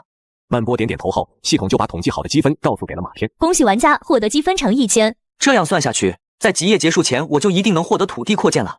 之后马天就开始清理战场，先把宝箱收进了戒指，然后又来到屋后，把已经坍塌了的牲畜棚修复好。还好鸡舍没什么事。做完这些，马天就回到屋子里，给自己煮了2个鸡蛋，然后坐在火炕上，边吃边看玩家聊天。把最后一口鸡蛋咽下，马天点开人数进行查询。昨天看还是8开头，到今天就变成7，这也下降得太快了。突然张雨婷给马天发来求救消息：你那里还有什么救命药水吗？我快坚持不住了。原来张雨婷也一直在自己的绿洲上和雪怪做战斗，但是一开始还能顺利击杀，到后面自己就全靠 F 级果子在支撑了。只剩最后一个果子了。张雨婷把它拿了出来吃下去后，勉强击杀完附近最后一只雪怪，就拖着疲惫的身体躲回了墓内，然后这才给马天发去了消息。外面的雪怪一会儿就会发现我了，他怎么还不回复？全民穿越求生游戏，马天解救完张雨婷后，自己却陷入了危机，差点失去生命。马天究竟遇见了什么？张雨婷躲在角落里瑟瑟发抖。与此同时，雪怪已经发现了屋内的他，就开始攻击屋子的门，想要进来。只用了一下，大门直接就被破开了一个大洞。张雨婷害怕的直接闭上了眼睛。这下我可完了。但是等了一会儿，张雨婷发现雪怪并没有进来，并且屋外还传出了打斗的声音。外面发生了什么？张雨婷快速起身来到屋外观察，就看见马天拿着弓箭正和雪怪对峙。马天注意到张雨婷走出来后，便从戒指中拿出霸体药水扔给了张雨婷。喝一口这个就能强化状态，然后快来帮我一起清除雪怪。张雨婷接住瓶子，然后打开喝了一口，就觉得浑身的疲惫全都消失了。这也太神奇了！随后，张雨婷就拿出了自己的匕首，加入马天和他一起战斗。还是人多力量大，这回药水只喝了一半，就把周围的雪怪都消灭了。但是你直接过来帮我，你自己的绿洲怎么办？来之前我已经把周围的雪怪都消灭了，并且还有我的宠物曼波在，不会有事的。只是你的房子在刚才的战斗中被破坏成这样，不如我帮你把屋子修好吧。于是马天拿出了木头、石头等材料放在了地上，但是由于房屋被破坏的实在是太严重了，二人全部的材料都加上后才勉强修好。房子是修好了，但是里面放着的取暖装置都被弄坏了。我这里还有自热毯，也送给你吧。马天拿出自热毯给他，张雨婷接过后说道：“这次恩情我记住了，要是我后面遇见什么好东西，也还会想着你的。”都处理好后，马天就骑上骆驼，准备回到自己的地盘了。走到一半，天上就开始下雪。忽然，一阵低沉的吼啸声传来，打破了四周的寂静。马天就感觉大地都在颤抖，这声音怎么这么像之前的野狼？话音刚落，马天就看见前面的积雪堆里出现了一只庞大的雪狼，他双眼通红，身上穿着冰雪铠甲，浑身散发着强烈的寒气。这怎么还带进化的啊？马天打算先下手为强，迅速拿出弓箭朝他发射过去，但是却被他灵活地躲开了。自动定位都不好使了，这反应速度得快成什么样子？说话间，雪狼猛地冲向马天，锋利的如刀刃的爪子直接挥了过去。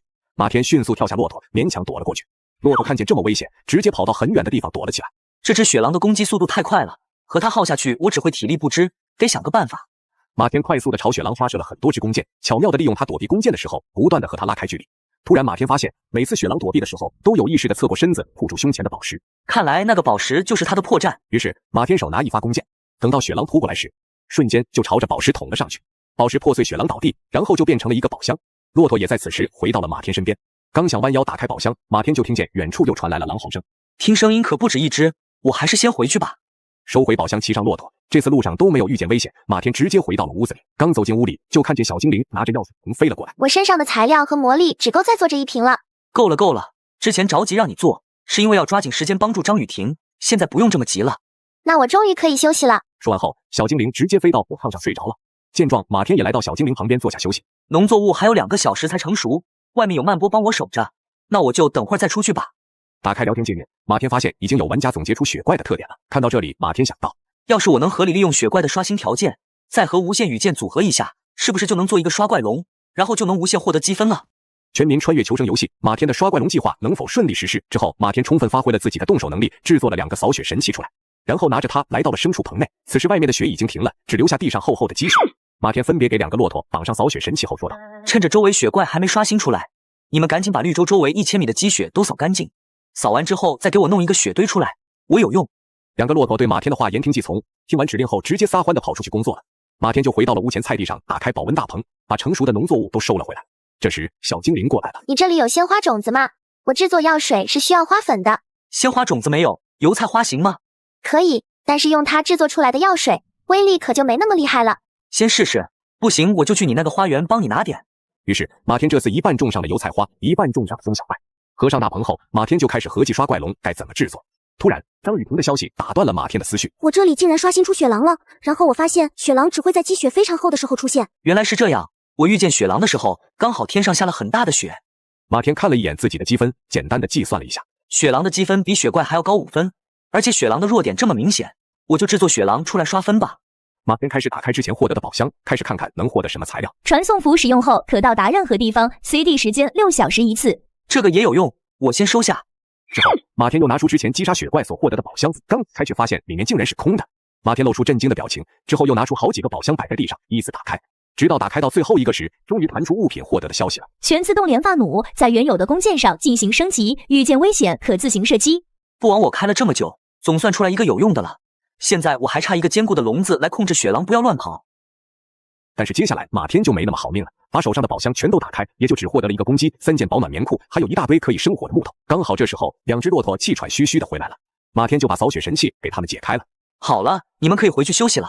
之后，马天就来到了绿洲附近的空地上，此时上面已经有了一个雪堆，一会就要刷新出雪狼了，我要赶紧交换一个笼子出来。马天直接发了一条交易消息：2个水晶城换一个 F 级的笼子，有的可以私聊。这时，一个男人找到马天，马天就觉得对方的头像有点眼熟。等到他开口，马天才想起来是谁。兄弟，我这里有高强度合金钢铁笼，交换不？必须换。之后，马天就使用了铁笼，刚好就把地上的雪堆圈在了里面。拿出全自动弓弩后，对比了一下雪狼胸口的高度，然后马天就把弓弩绑了起来。刚弄好后，突然白光一闪，一个雪狼就刷新了出来。马天都没反应过来时，全自动弓弩就已经射出一发弓箭，直接击碎了他胸口的宝石。之后，马天就高兴地回到了屋内。接下来的时间，马天就坐在火炕上，看着自己的积分一直在往上涨。第二天，马天先是来到了盐碱地上，把沙枣和菠菜收获了。就在马天当场给张雨婷交易完后，系统却说：“恭喜你与张雨婷好感度已达到最高，触发亲友绑定系统。绑定后，双方可直接传送到对方的绿洲。亲友数量达到一定时，可解锁小队、村庄、乡镇、主城等全县领地。”这时，张雨婷也给马天发来了消息，显然是也注意到这个提示。这个亲友是什么意思？马天看着提示里的乡镇、主城等词语，也有些惊讶。城镇，那就是说我们可以组建自己的势力。全民穿越求生游戏，另一边盐碱地上的马天又触发了新的玩法，这次又会面临什么样的规则呢？马天分析完规则，就给张雨婷发过去消息。我想到一个新的玩法，不光是自己求生，难道你这是要组建自己的联盟？是要组建自己的基地。这可比只会在好友频道聊天的联盟强多了。等会回绿洲后，我就试试传送技能好不好用。回到绿洲后，马天就惊讶地看见张雨婷已经来到了自己的绿洲上，正和小精灵漫波玩耍呢。你为什么会出现在这儿？我发现这个技能不用经过对方的同意就可以直接传送过来，并且还没有冷却时间。好了，既然已经把这个告诉你了，我就要抓紧回去攒积分了。说完后，张雨婷顺手看了一下自己的积分点，就发现积分在自动的往上涨。为什么我的积分在自己往上涨？马天一下就联想到了自己的刷怪龙，刚想带着张雨婷去认证自己的想法，小精灵就把他叫住。我闻到了花粉的味道，是不是油菜花成熟了？于是马天立马打开大棚，就发现里面的油菜花都已经长出了黄色的小花。小精灵高兴地飞进去，就开始采集花粉。马天为了方便小精灵再出来，就把保温大棚留了一个缝隙后，这才离开。此时笼子里已经摆满宝箱。马天发现没有雪狼出现的时候，张雨婷的积分表也就不动了，于是就更加确认心中的想法。看来成为了亲友后，积分就可以平均分，然后共享了。那我也不能光靠你，我这就回去再多弄点积分出来。张雨婷就这么直接传送走了。马天就决定先把笼子里的宝箱都收回来，然而刚一转身，就又看到张雨婷出现在了眼前。你吓我一跳，又出什么事了？我发现有个人在卖武器制作图鉴大全，它里面有本游戏中全部的武器，按照图鉴收集材料后就能立即制作。我想把它买下来。可以啊，这可是好东西啊。所以你来找我是不是手上的材料不够？是的，我问他了，但是他开口就朝我要1000个石头，我实在是凑不到了，就想过来找你借点。怎么一口气要这么多？我现在手上也没有了。马天看了一眼笼子里的宝箱后，就对张雨婷说：“你先回去，我来想办法。”之后，马天就开始蹲守在笼子前，出现一个宝箱，打开一个。马天吃着水晶城，终于靠宝箱把木头凑够了，于是连忙把它给了张雨婷。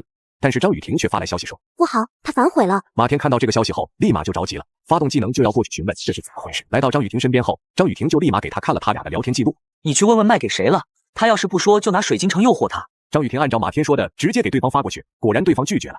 原来是他，我认识他的，我去问。马天立马找到对方，你是不是刚买了武器图鉴？你开个价钱，我想再买回来。等会，我在忙着打怪呢。之后，男人就发来了一张冰雪巨龙的图片。这人，男人手持宝剑，一开始还能和巨龙打得你来我往，但是渐渐的就有些体力不支了。这时，作为找准机会朝男人扑过去，危急关头，马天及时出现，成功救下男人。别发呆，攻击他后背上的宝石。男人一下回神，之后主动吸引巨龙，给马天创造机会。马天抓住时机，连续射出好几发弓箭后，正中巨龙要害。只听见巨龙咆哮一声后，就倒在了地上，然后变成宝箱了。竟然是稀有宝箱，你快打开看看。男人一边打开宝箱，一边就又把这消息同步告诉给了马天。马天听完后都震惊了，这一个宝箱能开出这么多好东西啊！这时，男人才反应过来，询问马天他是怎么过来的。我是用传送券过来的，为什么你这里会有这种怪兽啊？你看，我这片荒漠后面有一个巨大的水潭，温度下降后，水潭就慢慢冻上了。估计就是因为冻上后的水潭冰雪力量更足，所以杀出来的怪物等级就越可怕。全民穿越求生游戏，新型怪兽的突然出现，让一众玩家因此丧命。马天能否顺利换到想要的武器图鉴呢？马天听完男人的话后，脑海中就浮现了一个想法。我来之前为了帮他击杀巨龙，把刷怪龙都拆了，现在不如直接拉他入伙，顺道在这里建一个，然后还能共用武器图鉴。马天想到这里，还没开口询问对方，就听到男人已经对着马天说了相同的话。要不你和我一起联手吧，这些积分我没办法转移，但是也不会让你白出力的。宝箱里的东西都给你，你看可以吗？马天听完后非常高兴，就把好友系统的事情告诉他了。随后互相介绍完名字后，马天说道：“那我们接下来先互送东西，刷上好感度之后，我再把另一个好友介绍给你认识，到时候我们就可以共同获得积分了。”然后二人就开始互送东西，刷新好感度。恭喜你与李帅好感度已达到最高，触发亲友绑定系统。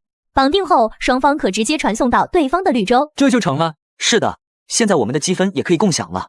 我打算在你这里再建立一个刷怪龙。可以，但是水潭这么大，你想怎么做？我们可以把巨龙先吸引过来后再进行攻击，前提是要有一个一击就能致命的武器，这样才会安全可靠。于是李帅从兜里拿出了武器图鉴后，二人开始翻阅。在翻阅的过程中，马天还注意到了一些问题。你看有些武器上面写的制作材料，我们都没见过，所以不光要注意杀伤力的问题，还要注意材料能否在短时间内收集全。二人精挑细选后，就选中了一个带自动定位的弩车。这上面说的材料，除了羽毛我都有。羽毛我有办法获得，你在这里等我，我这就去弄。马天说完后，直接把自己传送来到鸡舍前，就发现里面已经多了一只小鸡了。于是马天拔完公鸡翅膀上的毛后，马天就又把小鸡装进了剑中带了过去。不一会儿，马天手抓着一把鸡毛回来了。随后二人开始制子，一道过器出现。巨弩车小型进攻型战车，弩弓自动锁定敌群进行连发。之后，马天又把笼子拿出来，和武器一起放在水潭边上，稍加改装后，又在里面拴上了小鸡当诱饵。等巨龙走进笼子后，就会触发陷阱，把门关上，这样巨龙就丧失行动力了，弩车就会很简单的攻击到它背上的宝石了。弄好这些后，马天这才回自己绿洲。刚在菜地上种上新的一批小麦和辣椒后，马天就发现自己的积分开始往上涨了。知道冰雪巨龙给的积分多，但也没想到会这么多。马天边说边走回屋子里，然后躺在火炕上，竟然睡着了。突然，小精灵神色慌张地飞过来，把马天喊醒。别睡了，外面又出现了好多新怪兽啊！马天立马起身来到屋外，此时马天才发现外面又下雪，现在积雪的厚度已经没过去7分，而菜地上竟然出现了一只冰雪巨龙，保温大瓶已经被弄烂，巨龙现在正用嘴把小麦和辣椒秒饱了。住口，别吃了！巨龙听见声音回头，马天直接拿起剑朝巨龙射了过去。我先把它引开，可不能让战斗波及到我的房子了。马天转身就往远处跑去，已经被激怒的巨龙立马追上。由于马天之前已经有和巨龙战斗的经验了，拿出霸体药水喝下最后一口后，就开始快速攻击。巨龙躲闪不及，直接就被射中了眼睛。马天顺利的来到巨龙背后，成功击碎了背上的宝石。但是其他玩家就没有那么幸运了，有的直接在房子里就被巨龙袭击了，而有的人虽然及时发现逃跑了，但最后也因体力耗尽，让巨龙直接叼走了。马天就静静的坐在火炕上，看着聊天界面中玩家越来越少，于是连忙把自己知道的信息全都告诉给了大家。攻击冰雪巨龙背后的宝石，那是他的弱点，还有必须清理周围的积雪，不然积雪就会给他们提供能量。全民穿越求生游戏，李帅竟然向马天发来了求救信息，他究竟是遇见了什么意外？随后，二人本以为可以顺利度过极夜，但是没想到系统却又增加了新的难度，马天又会如何处理呢？很快，后面就有很多玩家出来感谢马天。这时，马天突然收到了李帅的求救信息，快来支援，我快顶不住了。看见之后，马天立马拿上小精灵刚做好的药水走出门去，给骆驼交代了一下记得扫雪的问题后，这次看刚传送过来的马天就被眼前的景象惊呆了。只见李帅正和10几只巨龙在对战。这时，李帅看见了岸边的马天，大喊道：“快别愣着了，过来帮我！”随后，马天掏出武器，喝下药水后，就跑过去开始战斗了。就这样，二人靠着药水的力量，这才把湖面的巨龙都清理干净。一共收获了13个宝箱，因为你的水潭冰雪能量足，才会有这么多巨龙，所以我拿6个，你拿7个。那我就不客气了，现在短时间内都不会有大量的巨龙出现了，但是为了以防万一，我还是想让你先留在这儿。马天二话没说就答应了。之后，二人带着宝箱回到了屋内。由于体内的霸体药水还有一段时间失效，兴奋的二人就开始打开宝箱。不料第一个就出现了意外，里面怎么什么都没有？我这也是。你之前出现过这种情况吗？没有，之前也没得到过这么多的宝箱啊。好了，我有些困了，就先睡了，你也快休息吧。但是不信邪的马天还是把宝箱全都打开了，才发现总共加起来也就获得了3样东西。苗刀兼有刀枪2种兵器的特点，可单双手变换使用。高级镰刀可增加产量，成片收割，传送卷成3。应该是系统增加难度了，虽然怪兽变多了，但是所获得的奖励还是那些。想到这里，马天的困意也上来了，于是打了个哈欠后靠着墙睡着了。不知睡了多久，马天就觉得周围的温度越来越高，于是热得满头大汗的马天就睁开眼把花袄脱掉了。这时系统突然说道：“恭喜各位玩家已经在极夜中生存了12天，接下来的时间里温度将逐渐开始回升。特别提示，极夜消失时积分商场会上新更多东西，但是需要积分达到1万以上才可进场购买。”随后系统消失，马天就注意到一旁的李帅也醒了，此时正皱着眉头在思考：怎么了？我刚查了一下，我的积分还差2000。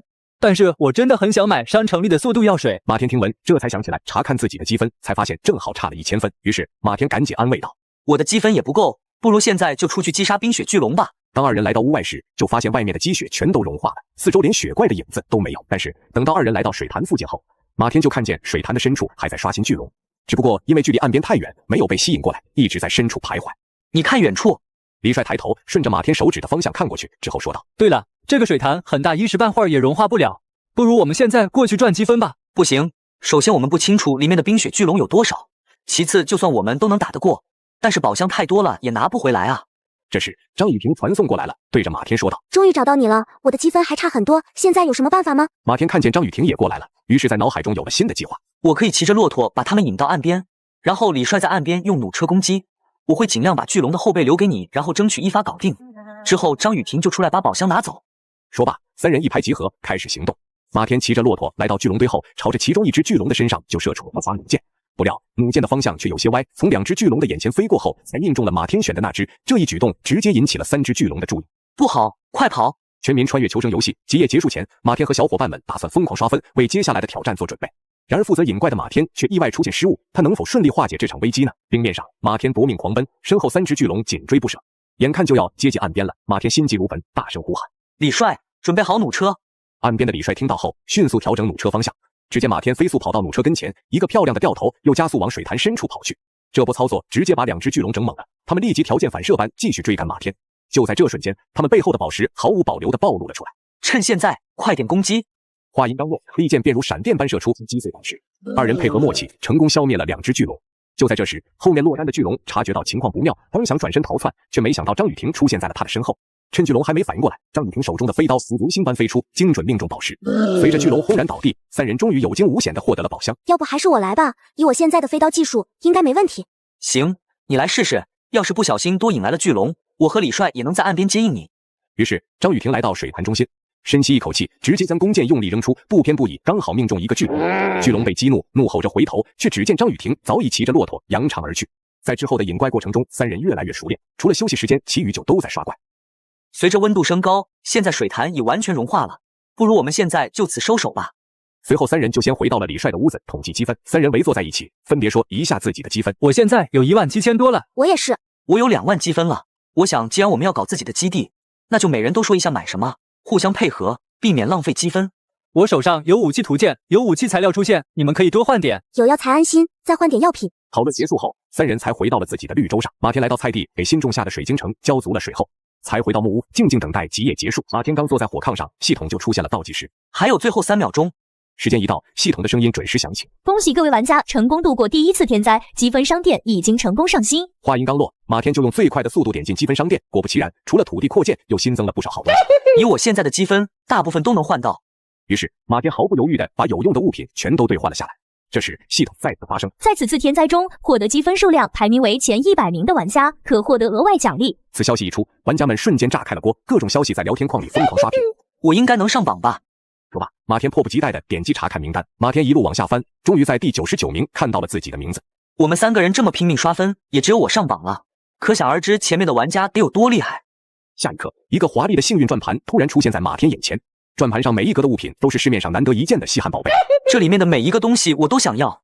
马天立即开始抽奖，轮盘飞速转动，最终稳稳地停在了养殖天赋上。恭喜获得养殖天赋，减少家禽类生长发育时间，增加50%肉蛋奶的产量。好家伙，为了这个天赋，我明天就要出去探索，但是今晚我要先睡个好觉，迎接接下来的太阳。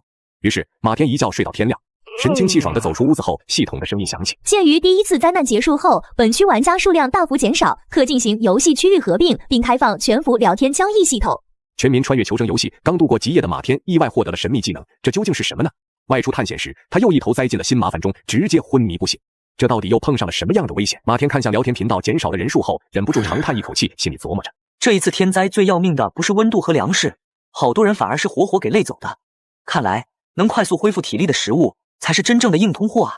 简单分析了一下，马天就拿出土地扩建，直接升级了绿洲，但是周围并没有什么变化。紧接着系统提示音欢快响起，恭喜玩家获得美食图鉴和客栈修建图纸。客栈当美食图鉴收集完10道菜品后即可建造。马天迫不及待地翻开美食图鉴，眼睛瞬间放光。好家伙，照这上面做出来的菜，不仅能填饱肚子，还能增强体质，这简直是逆天外挂啊！说干就干，马天一看有些食材自己正好有，就立马点击合成。辣椒炒蛋制作失败，原因缺少调料。什么？做菜还要有调料？这游戏还挺讲究啊！好在马天反应快，赶紧打开交易频道疯狂收购。谢天谢地，还有玩家在海边求生，能搞到海盐。这次马天运气爆棚，一口气成功做出3道菜。恭喜解锁菠菜鸡蛋面、黄瓜炒蛋、辣椒炒蛋。可当马天想再多做几道菜送给李帅他们时，却尴尬地发现食材不够了。看来还是得搞点高级化肥，缩短种植时间，不然这菜可就没法做了。这时室外温度蹭蹭往上升，马天担心中午出门被热成烤肉，于是决定趁现在赶紧出发去探索。没走一会儿，汗水就流了下来，脸上也被晒得通红。突然马天眼前一黑，直接晕在了骆驼背上。不知过了多久，马天悠悠转醒，才发现天色已经完全黑了。快醒醒，咱们得赶紧回去了。马天着急地摇晃着旁边同样昏过去的骆驼，只见骆驼快速睁眼起身，驮着马天就要往绿洲方向狂奔。得，我们果然迷路了。话音刚落，骆驼突然兴奋地叫了起来。马天抬头一看，远处隐约出现了3座三角形建筑。这不是金字塔吗？反正也回不去了，就当来旅游了。于是骆驼得到指令后，撒开蹄子朝着金字塔狂奔而去。可刚靠近金字塔，马天就傻眼了。只见塔前站着一排排沉睡的木乃伊，于是马天赶紧拉住骆驼，一个急刹过后，才勉强的停在了木乃伊的面前。此时马天的脸差一点就和木乃伊贴在了一起，幸好停了下来，不然可就麻烦大了。马天从骆驼身上下来，踮着脚四处寻找金字塔的入口。突然，金字塔底下闪过一道亮光，找到了，那就是入口。马天兴奋地说了出来，结果乐极生悲，一嗓子直接把最近的木乃伊给吵醒了。木乃伊缓缓睁眼，和马天来了个对视。木乃伊，金字塔内最普通的木乃伊，拥有不死之身。马天吓得撒腿就跑，可这木乃伊却不按套路出牌，竟然没有追上，而是抬起僵硬的手拍了拍旁边的木乃伊。就这么一个传一个，所有的木乃伊都被喊醒了。等到马天再次回头，就看到身后紧追着密密麻麻的木乃伊，脸瞬间就白得像纸一样了。我要先找个高处，骆驼大哥快往金字塔后面跑。好在木乃伊们刚苏醒，还不太适应快速奔跑，马天轻轻松松就把他们甩在了身后。来到了金字塔后面，马天迅速拿出绳索和斧子，手脚麻利地做了个简易攀岩装置。只见他猛地一甩，斧子精准地飞进金字塔高处的一道缝隙中，然后马天又把绳索另一端牢牢固定在手中和骆驼身上。等木乃伊们追到金字塔下后，马天和骆驼已经爬到了高处。最先苏醒的木乃伊不信邪，尝试徒手攀爬，结果没爬几下就摔了个狗啃泥。还好这墙壁陡峭，要是没借力根本就爬不上来。